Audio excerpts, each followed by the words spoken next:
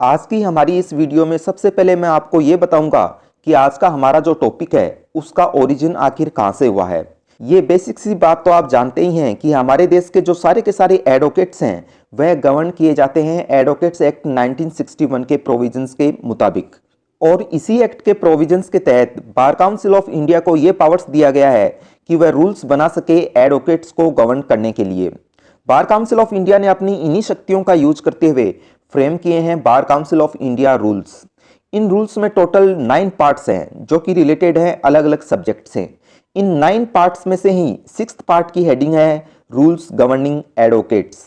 इस 6th part को भी डिवाइड किया गया है 4 अलग अलग चैप्टर्स में, जिनमें से जो सेकंड चैप्टर है उसकी हेडिंग है standards of professional conduct and etiquette, यानी व्यवसायिक आचरण और शिष्टाचार के मानक। यही वह चैप्टर है जहां पर की बात की गई है एक एडवोकेट की अलग अलग ड्यूटीज के बारे में।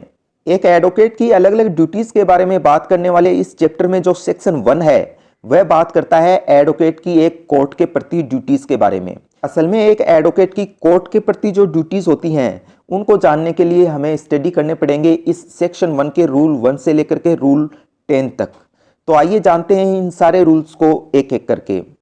रूल 1 जो है वो ये कहता है कि एक एडवोकेट जो है वह कोर्ट में हमेशा डिग्निटी और सेल्फ रिस्पेक्ट के साथ कार्य करेगा, यानी गरिमा और स्वाभिमान के साथ व्यवहार करेगा। रूल 1 आगे ये भी कहता है कि एक एडवोकेट को एक जुडिशियल ऑफिसर का सर्वाइल यानी चापलूस बनने की जरूरत नहीं है। यहां तक कि अगर एक एडवोकेट के पास एक जुडिशियल ऑफिसर के अगेंस्ट में सीरियस कंप्लेंट के लिए प्रॉपर ग्राउंड हो तो ये एक एडवोकेट का राइट यानी अधिकार भी होगा और एक एडवोकेट की ड्यूटी भी होगी कि वह जुडिशियल ऑफिसर के अगेंस्ट में शिकायत कर सके। इसके बाद में रूल 2 ये कहता है कि एक एडवोकेट हमेशा कोर्ट के प्रति रेस्पेक्टफुल एटीट्यूड मेंटेन करेगा, यानी कोर्ट के प्रति सम्मानजनक रवैया हमेशा बनाए रखेगा। तो इस तरह से पहले 2 रूल्स का कंक्लूजन यही है कि एक एडवोकेट को कोर्ट में जो है रेस्पेक्टफुल एटीट्यूड मेंटेन करना है। इसके बाद रूल 3 ये कहता है कि एक एडवोकेट जो है वह कोर्ट के डिसीजन को किसी भी इलीगल तरीके से इन्फ्लुएंस करने की कोशिश नहीं करेगा, यानी कि एक एडवोकेट कोर्ट के किसी निर्णय को अवैध तरीके से प्रभावित करने की कोशिश नहीं करेगा और ना ही किसी पेंडिंग केस के संबंध में किसी जज से प्राइवेट कम्युनिकेशन करेगा, यानी किसी पेंडिंग केस के संबंध में एडवोकेट जो है वह किसी जज के साथ एकांत में वार्तालाप नहीं करेगा। तो अभी तक के जो 3 रूल्स आपने स्टडी किए हैं ये तीनों के तीनों रिलेटेड थे एडवोकेट से, लेकिन अब जो 4th रूल है उसमें बात आ जाएगी एडवोकेट के क्लाइंट की। 4th रूल ये कहता है कि जो काम एडवोकेट के खुद के लिए गलत है वह काम वह अपने क्लाइंट को भी नहीं करने देगा, यानी एक एडवोकेट अपने क्लाइंट को अनफेयर प्रैक्टिस यानी अनुचित व्यवहार करने से रोकेगा।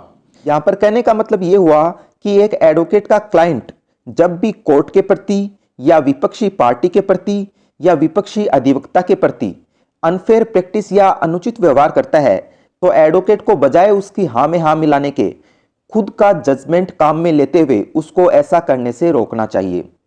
अब क्लाइंट के बाद में बात एक बार फिर से शिफ्ट हो जाएगी एडवोकेट के ऊपर ही, इसलिए रूल 5 जो है वो ये कहता है कि एक एडवोकेट जो है वो उनकी जो प्रेस्क्राइब ड्रेस होती है उस प्रेस्क्राइब ड्रेस या निर्धारित पोशाक में ही अपीयर होगा कोर्ट में। उसके बाद रूल 6 काफी इंपॉर्टेंट है जो ये कहता है कि एक एडवोकेट ऐसे किसी भी कोर्ट या ट्रिब्यूनल में अपीयर नहीं होगा जिस कोर्ट या ट्रिब्यूनल का जज, मेंबर या प्रेजाइडिंग ऑफिसर उसका कोई क्लोज रिलेटिव हो।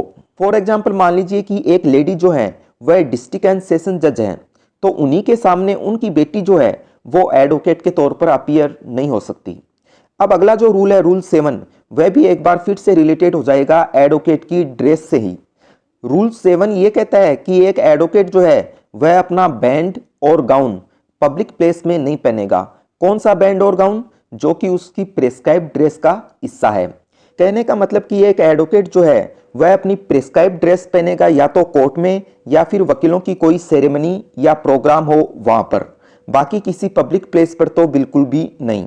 इसके बाद रूल 8 ये कहता है कि एक एडवोकेट अगर किसी ऑर्गेनाइजेशन या संगठन की एग्जीक्यूटिव कमेटी का मेंबर है तो ऐसे में वह उस ऑर्गेनाइजेशन की तरफ से एडवोकेट नहीं बन सकता।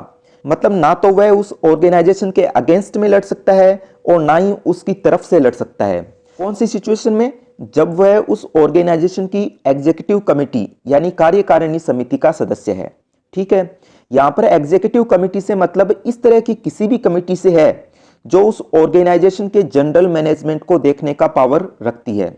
बिल्कुल सिंपल लैंग्वेज में अगर मैं बोलूं तो फिर मैं ये कहूंगा कि कोई एडवोकेट अगर किसी ऑर्गेनाइजेशन में पावरफुल पोस्ट पे है तो फिर वह एडवोकेट जो है वो उस ऑर्गेनाइजेशन को रिप्रेजेंट कोर्ट में नहीं कर सकता।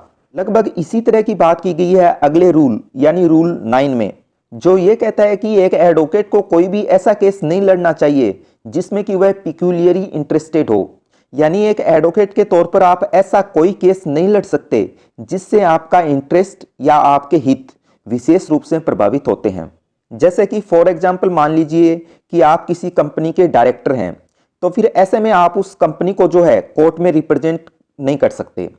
तो इस तरह से रूल 8 और रूल 9 का कंक्लूजन सीधा सा यही है कि किसी भी ऑर्गेनाइजेशन, इंस्टीट्यूशन, सोसाइटी, कॉरपोरेशन या किसी भी कंपनी में अगर कोई एडवोकेट पावरफुल पोस्ट पर है तो वह एडवोकेट फिर उस ऑर्गेनाइजेशन, इंस्टीट्यूशन, सोसाइटी, कॉरपोरेशन और उस कंपनी को रिप्रेजेंट नहीं कर सकता कोर्ट में।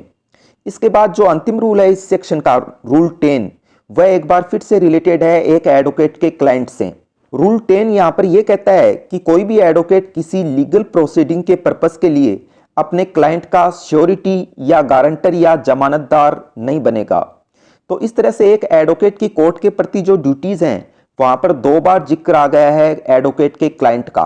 पहली बार तो रूल 4 में, जहां एक एडवोकेट की ड्यूटी है कि वह अपने क्लाइंट को जो है अनफेयर प्रैक्टिस नहीं करने देगा, और दूसरी बार रूल 10 में, जहां एडवोकेट की ड्यूटी है कि वह अपने क्लाइंट का गारंटर या श्योरिटी नहीं बनेगा।